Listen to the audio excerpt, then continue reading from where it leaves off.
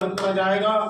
Bahujan Samaj party जिंदाबाद, Bahujan Samaj party जिंदाबाद, परम आदरणीय बहन कुमारी मायावती जिंदाबाद, डॉक्टर बी आर अम्बेडकर साहब अमर रहे। माननीय जिला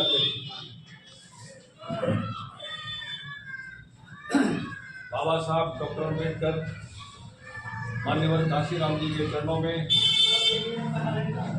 श्रद्धा सुमन अर्पित करते हुए आज इस बैठक में उपस्थित हमारी मीटिंग की अध्यक्षता कर रहे हमारे यासीन साहब,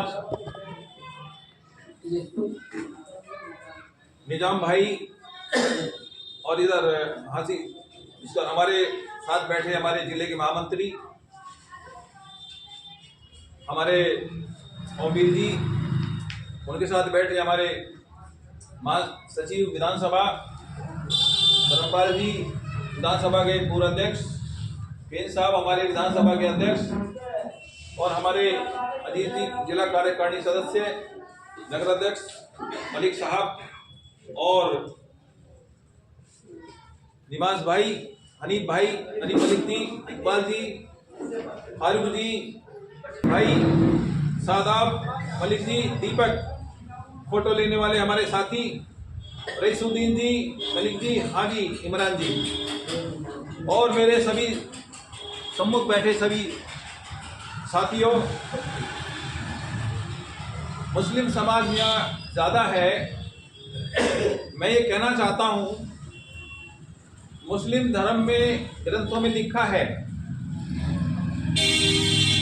कि यदि कोई किसी गरीब को, लाचार को सता रहा है, एक सच्चे मुस्लिम का ये कर्तव्य बनता है उसको अपनी ताकत से रोके, और ताकत से नहीं रोक सकता तो अपनी जुबान से रोके, और जुबान से भी नहीं रोक सकता तो कम से कम अपने दिल में बुरा बना। दूसरी बात ये लिखा है, यदि तुम खाना खा रहे हो और तुम्हारा पड़ोसी भूखा है तो तुम्हें लानत है, पहले पड़ोसी को खाना दो। एक चीज और भी है, यदि आप अच्छा खा रहे हो तो पर्दे में खाइए।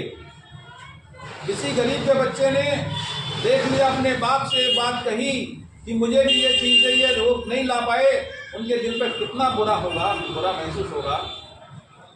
तो ये सारी बातें हैं, ये मानवतावादी बातें हैं, ये गरीब की बातें करते हैं और गरीब के बारे में सोचते हैं।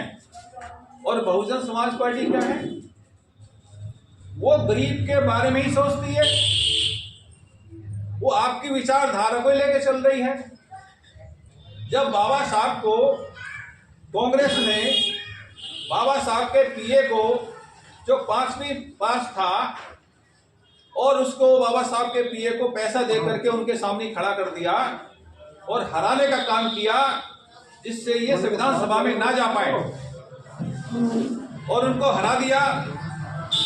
उसके बाद मुस्लिम समाज के लोग आए बंगाल से, मुस्लिम लीग की सरकार थी, उन्होंने कहा कि आप जो काम कर रहे हो हमारे धर्म के हिसाब से काम कर रहे हो, जो हम चाहते हो वो आप काम कर रहे हो, आप गरीबों को, लाचार को, भूखे को रोटी देने का काम कर रहे हो, गरीब की हिमायत कर रहे हो, तो हम आपके साथ हैं और हम आपको संविधान सभा में लाना चाहते हैं।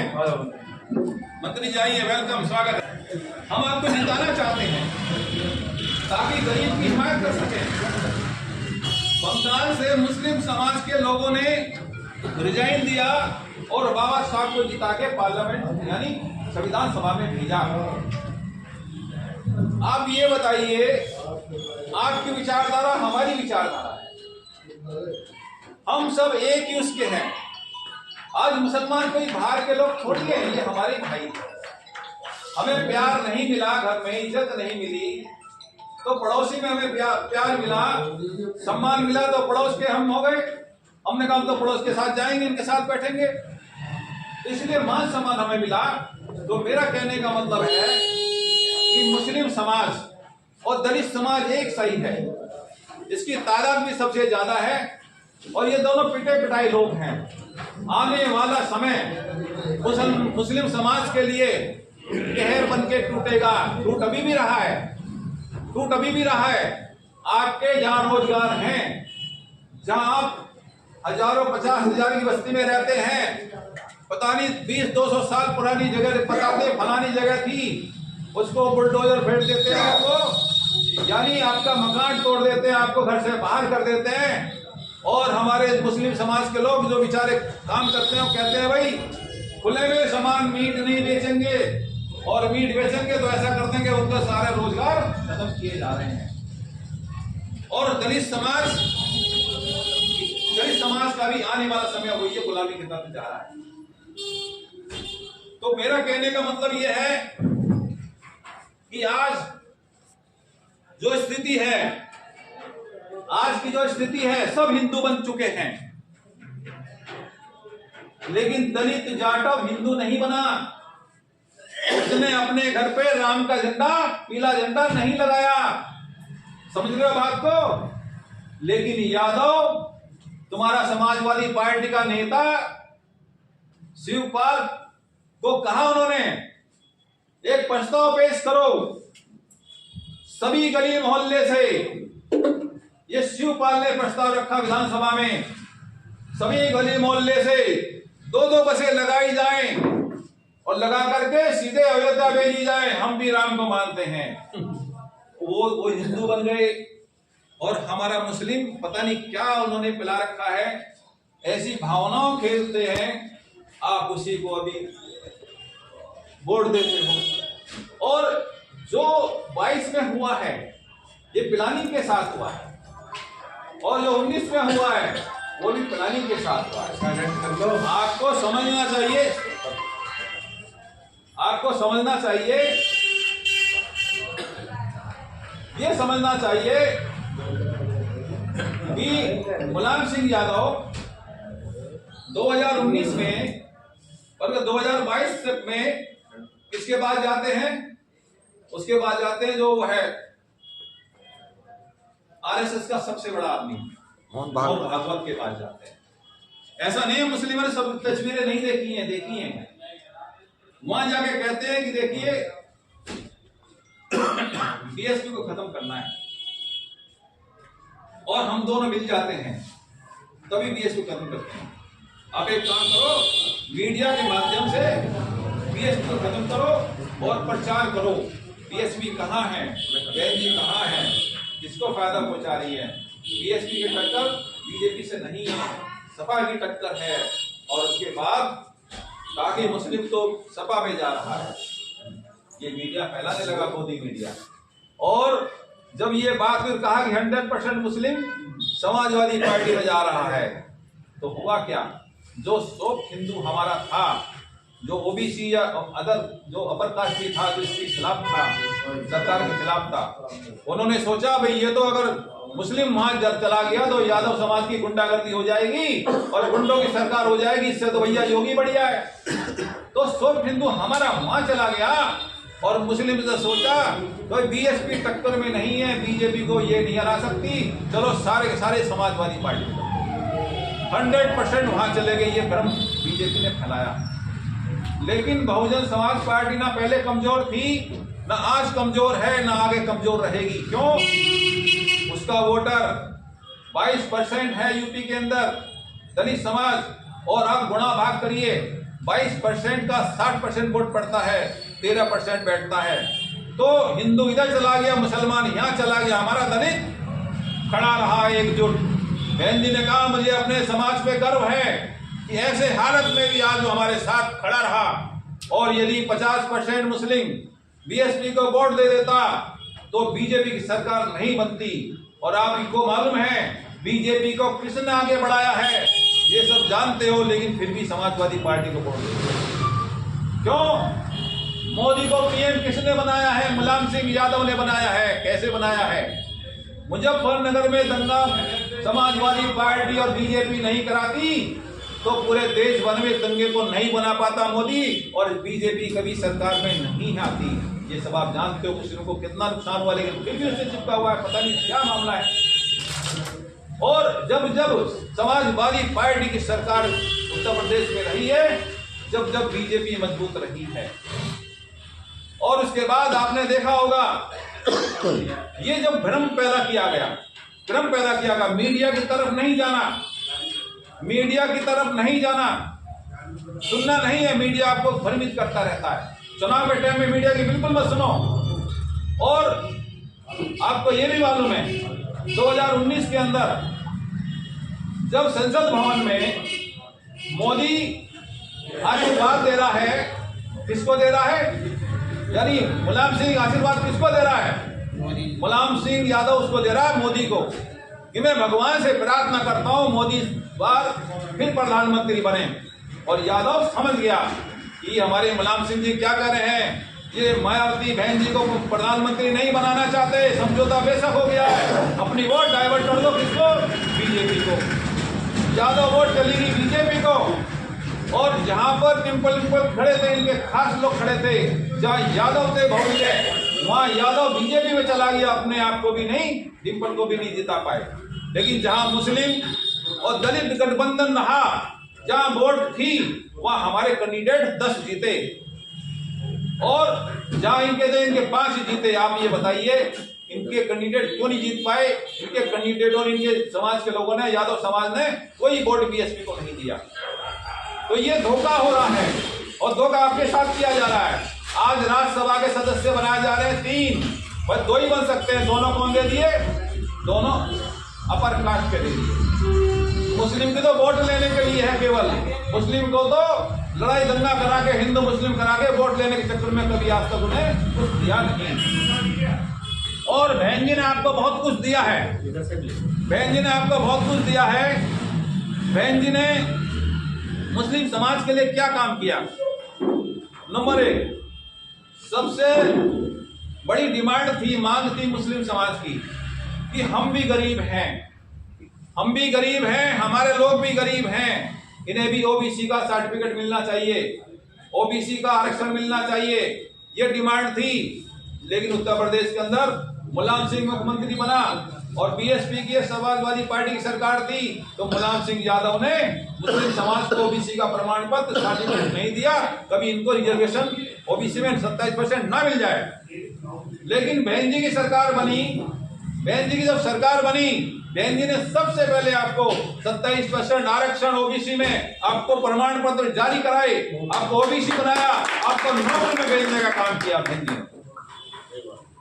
और उसके बाद ये भी एक समस्या थी कि मुस्लिम समाज को ओबीसी का प्रमाण नहीं मिल रहा था, क्या बता प्रमाण पत्र नहीं मिल रहा था, लेकिन बहन जी ने दिलाना शुरू किया। मुस्लिम समाज को कभी वजीफा नहीं मिलता था, ओबीसी के तहत वजीफा दिलवाना बहन जी ने शुरू किया मुस्लिम समाज के बच्चों को। मुस्लिमों के लिए उर्दू फारसी यूनिवर्सिटी तो बनाई और 5000 उर्दू फारसी टीचर भर्ती किए। उर्दू फारसी कौन जानता है? मुस्लिम समाज के बच्चे जानते हैं, वो नौकरी उनकी लगी। और उसके बाद बहन जी ने पहली बार मदरसों को आर्थिक योगदान दिया, आर्थिक अनुदान दिया। यानी जो मदरसे थे, जो मुस्लिम समाज के बच्चों को पढ़ाने के स्कूल थे, जिसे मदरसे कहते हैं, उनको बहन जी ने अनुदान दिया, उनको राशि दी, उनको पैसा दिया, जिससे कि बच्चों की अच्छी शिक्षा हो सके। उसके बाद बहन जी की सरकार में आप ये बताओ, देखिए मुस्लिम समाज एक गुलदस्ता की तरह है, खुशबू दे रहा है, क्योंकि भाईचारा है, इंसानियत है, भाईचारा है, और एक साथ एक थाली में खा लेते हैं। अब ये मुस्लिम समाज के बच्चे को जो पढ़ने लिखने के दिन होते हैं, गरीबी होने के कारण वो बच्चों को उनके खेलने कूदने के दिन होते हैं और या पढ़ने के दिन होते हैं, गरीबी के कारण अपने बच्चों को कोई चाय की दुकान पे, कोई खराब की दुकान पे, कोई किसी दुकान पे थोड़े बहुत पैसे भी लगा देता है और वो बेचारे लगे रहते हैं, उनको बचपन उनका बीत जाता है। लेकिन जब वो 20-25 साल तक ट्रेनिंग लेने के बाद जब जवान होता है तो सबसे बढ़िया कारीगर होता है, और वो अपनी दुकान खोलता है तो लोग कहते हैं उस काम के लिए उसके पास चले जाओ, सबसे बढ़िया कारीगर है। तो जब ये दुकान चलती है और दुकान चल के फलते फूलते हैं, और जैसे ही वो झाड़ी जैसे होती है ना, फलती फूलते हैं, गुलदस्ता उसको काट दिया करते हैं, कैंची से काटते हैं। और मुसलमान समाज को जब ये आगे बढ़ रहा होता है, खुशहाल होता है, तो दंगे करा दिए जाते हैं। दंगे करा करके उनको वहीं का वहीं आग लगा दी जाती है, और फिर उन्हें बेघर कर दिया जाता है, और मुस्लिम समाज फिर टूट जाता है, बहुत परेशान हो जाता है। ये काम कांग्रेस ने भी किए हैं, और ये काम बीजेपी के टाइम में भी हुए, समाजवादी पार्टी के टाइम में भी हुए। बताओ, मल्याना कांड हुआ नहीं हुआ? कितने कांड हुए थे कांग्रेस के जमाने में? आप ये बताओ, जो तुम्हारा ये अयोध्या का मंदिर है, जो मस्जिद है, मस्जिद का दरवाजा किसने खोला, ताला किसने खोला? बताओ, कांग्रेस ने। और हमला किसने करा? कांग्रेस ने। तो ये दोनों वही चीज है, बीजेपी कांग्रेस एक ही विचारधारा है। हमें समझना चाहिए हम क्या करते हैं। हम बोल मारते बोल है, कभी बीजेपी के पास, कभी कांग्रेस के पास। जब कांग्रेस की सरकार होती है, कुछ दिनों बाद, 5 साल 6 साल बाद, भाई कांग्रेस नहीं बीजेपी अच्छी है, बीजेपी वोट दे दिया। जब बीजेपी 10 साल राज करती है, फिर कहते हैं बीजेपी नहीं कांग्रेस अच्छी है। हम दूसरे का मकान को देख करके खुश हो जाते हैं, ये बढ़िया, ये बढ़िया, ये बढ़िया। अरे हम दूसरे का मकान भी क्यों देखें? हम क्यों ना देखें? ये बॉल अपने हाथ में ले लें, ये सत्ता हम दूसरे को क्यों दें? ये सत्ता हम अपने हाथ में ले लें। और दलित मुस्लिम दोनों यदि मिल जाएं तो बैकवर्ड तुम्हारे साथ 100% आ जाएगा। वो देख रहा है कि कोई भी मोदी को हरा सकता है, जब एक साथ हो जाए तो हम भी साथ आ जाएंगे। अगर काट से परेशान है, वो भी आएगा आपके साथ। तो मेरा कहने का मतलब है, आपको ना कांग्रेस देखो, ना कोई और देखो, ना समाजवादी पार्टी देखो, आप ये देखो पिटे पिटाए आप भी हो, पिटे पिटाए हम भी हैं, कमजोर हम भी, अत्याचार हम पे भी हुए हैं। और हमें तो ये बहुत चिंता है कि हमारे बच्चे, आज एक वीडियो चल रहा है, एक वीडियो चल रहा, 5-6 बच्चों ने प्यास लग रही थी, एक कुएं से पानी पी लिया, उनको इतना मारा जा रहा है, जबलपुर में इतना मारा जा रहा है, इतना पीटा जा रहा है, इतना पीटा जा रहा है, इससे ज्यादा। ये रामराज आ गया है। रामराज में वही था कि जो गुलाम रहेंगे और केवल एक ही समाज के लोग रहेंगे, एक ही धर्म के लोग रहेंगे, कोई रहेगा नहीं। तो मेरा कहने का मतलब है, हमें सावधान अगर नहीं हुए तो आने वाली बर्बादी के लिए आप लोग जिम्मेदार होंगे, हम लोग जिम्मेदार होंगे, हमारा समाज जिम्मेदार होगा, आपका समाज जिम्मेदार होगा कि हमारे पूर्वजों ने या हमारे दादा परदादाओं ने बहुत बड़ी गलती करी, वो एकजुट नहीं हुए और बट गए, लालच में बट गए, कोई किसी ने मीठी बात कह दी, उस चक्कर में आ गए। तो ये सब सोचने की बातें हैं, अगर नहीं सोचेंगे तो हमारा बहुत बुरा होगा। दूसरी बात, बहुत से लोग कहते हैं कि मायावती जी बीजेपी के साथ, लेकिन मैं ये कहना चाहता हूं, बहुजन समाज पार्टी से जीतना चाहिए, सीखना चाहिए। क्या सीखना चाहिए? कि जब हम किसी को समर्थन देते हैं तो सरकार कैसे चलवाते हैं। जब मुलायम सिंह यादव मुख्यमंत्री थे तो बहन जी रिपोर्ट लिया करती थी, 1993 की जो सरकार थी, पहली सरकार समाजवादी पार्टी बीएसपी की, और बहन जी सुबह चीफ मिनिस्टर कहलाती थी। बहन जी पूछते थे तुमने क्या काम किया, सब समाज के लिए, एससी के लिए, कमजोर वर्ग के लिए क्या करा। और जब सवाल पूछती थी, सवाल नहीं बन पाता था, वो परेशान रहता था। और उसके बाद जब हम किसी से समर्थन लेते हैं, बीजेपी से समर्थन लेते हैं, तो कैसे सरकार चलाते, अपने बलबूते पर, अपने एजेंडे में सरकार चलाते हैं। कोई भी दंगा मुस्लिम हिंदू नहीं हुआ। जब फैसला आया बाबरी मस्जिद का, पूरे देश में कर्फ्यू सा लग गया, सब जगह अंदर बंद हो गए, लेकिन बहन जी ने कहा कि परिंदा भी पर नहीं मारेगा। एक परिंदे ने पर नहीं मारा, मुस्लिम समाज सब सुरक्षित रहे। मेरा कहने का मतलब यह है, बहन जी ने जब उन्होंने कहा, अटल बिहारी वाजपेयी ने, अडवाणी ने, कि देखो हमने समर्थन दे रखा है, तुम हमारी बात नहीं मानोगे, हम सरकार गिरा देंगे। उन्होंने कहा कि अब लोकसभा का चुनाव आ रहा है, तुम्हें 70 सीट हम लड़ेंगे और 10 सीट तुम्हें देंगे केवल। तुम प्रदेश की राजनीति करो, हम केंद्र की राजनीति करेंगे। बहन जी कहना नहीं, बिल्कुल नहीं, हमारा कोई समझौता नहीं। बहन जी ने बहुत बड़ी रैली बुलाई, बहुत बड़ी रैली बुलाई, 10-20 लाख लोग पहुंचे और पहुंचने के बाद बहन जी सबसे पहले रैली में नहीं गई, सबसे पहले कहां गई? राज्यपाल के पास गई और राज्यपाल को इस्तीफा दे के आई। इस्तीफा दे के आने के बाद फिर बहन जी ने कहा मैंने मुख्यमंत्री पद से इस्तीफा दे दिया, बीजेपी दबाव बना रही थी, हम दबाव पे काम करने वाले नहीं हैं। उसके बाद आपको ये भी मालूम होगा, अटल बिहारी वाजपेयी प्रधानमंत्री था, जब उसको बहुमत का वो था, हमारे पास 3 MP थे, केवल 3 MP। जब 3 MP थे तो जो भी हमारे पास MP थे तो उन्होंने हमेशा समर्थन मांगा। बहन जी ने कहा काशिराम जी बिल्कुल हम तुम्हें समर्थन देंगे, सरकार नहीं गिरने देंगे।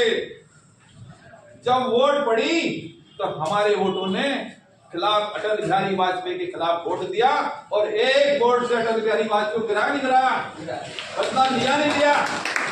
तो कैसे हम बीजेपी के हो सकते हैं? हम कभी बीजेपी के कभी नहीं हो सकते, कभी ख्वाब में भी बीजेपी ने उसने बहन जी नहीं डरे, डरती किसी से नहीं है, किसी से बड़े आदमी से नहीं डरती हैं।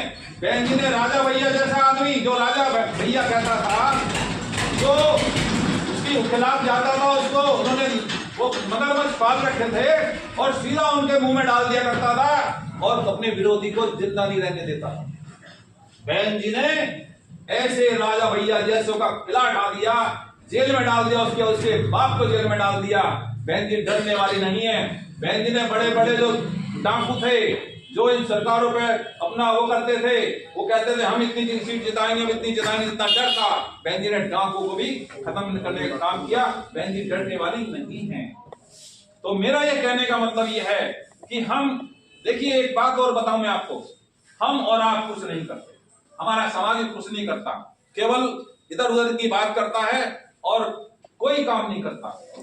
2014 में याकूब जो तुम्हारे मंत्री थे हमारे मेरठ में, वो मुरादाबाद से चुनाव लड़ रहे थे, मैं चुनाव लड़ा रहा था वहां पर।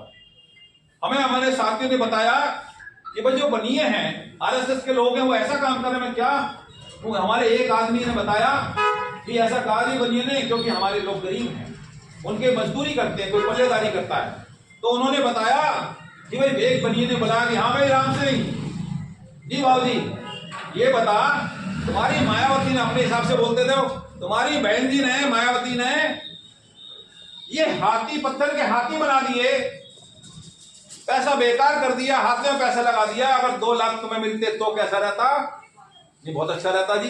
देखो 2 लाख तुम्हें मिलने चाहिए थे, हाथी में पैसा नहीं लगाना चाहिए था। अच्छा ये बताओ, अब तुम्हारी बहन जी प्रधानमंत्री तो नहीं बन सकती? नहीं जी, तो वोट क्यों खराब करे? तो ऐसा कर, अब के हमें वोट दे दे, हमें वोट दे। जब तुम्हारी बहन जी की मुख्यमंत्री बनने का नंबर आएगा, हम वोट दे देंगे। ठीक है जी। बेदिमाग आदमी जगह जगह हाथी के पत्थर 2 लाख के लालच में, हाथी के पत्थर ना दे 2 लाख हमें मिल जाता, कैसा रहता है? ऐसा सब जगह गाता रहा। और जब मुस्लिम उसके पास गए, जाते थे दुकानदार के पास, उसने क्या कहा, देख भाई ये समाजवादी है, पीछे तुम्हारा मुस्लिम खड़ा है, ये चमार तो वोट नहीं दे रहे हैं, अपनी वोट क्यों खराब करो? अरे इससे तो समाजवादी पार्टी को दे दो। वो घर बैठे बैठे, दुकान पे बैठे बैठे काम कर रहे हैं, हम काम नहीं कर रहे, हम एक कैडर नहीं दे रहे। उनकी औरतें, उनके लोग सब जगह लगे हुए हैं, हम साथ बैठे हुए हैं। मेरा कहने का मतलब यह है कि बहन जी ने विकास के काम बहुत सारे किए थे। और देखिए ओबीसी में बहन जी ने सबसे पहले इतने काम किए कि गन्ने का रेट बढ़ाया, 10 लाख लोगों को नौकरी दी और 28,419 गांवों का विकास किया और बड़े बड़े हॉस्पिटल बनाए, इंजीनियर कॉलेज बनाए। बहन जी ने इंटर कॉलेज 20 बनाए, 572 हाई स्कूल कॉलेज बनाए, प्राइमरी स्कूल बनाए 5,500। और बहन जी ने नौकरी बनाने के लिए, नौकरी निकले कैसे निकलेंगी, उन्होंने 6 कमिश्नरी बनाई, 23 जिले बनाए और 23 जिले के बाद 23 जिले अस्पताल बनाए, 23 जिला न्यायालय बनाए, 23 विकास खंड बनाए, 23 नहीं वो पुलिस लाइन बनाई जिसमें 10,000 लोगों के पुलिस लाइन, 23 आरटीओ ऑफिस बनाए, 23 डाइट बनाई, 45 तहसीलें बनाई, 40 विकास खंड बनाए, 2400 समाजवाद केंद्र बनाए, 2 इंटरनेशनल एयरपोर्ट बनाए जेवर का। अगर कांग्रेस बेईमानी नहीं करती तो अब तक चल गया होता, क्योंकि कांग्रेस वही है जो बीजेपी है। और साथियों, उसके बाद यमुना एक्सप्रेस वे बनाया और लखनऊ में अम्बेडकर पार्क बनाया और ओबीसी महापुरुषों के जो परिवर्तन चौक बनाए, लड़कियों को रहने के लिए हॉस्टल बनाए और ओबीसी युवाओं को, ओबीसी युवा मुस्लिम भी आते हैं, उनको आईएसपीसी बनाने के लिए लखनऊ के अंदर बहुत विशाल उन्होंने एक ट्रेनिंग सेंटर बनाया। इस तरीके से बहन जी ने सब समाज के लिए काम किया है।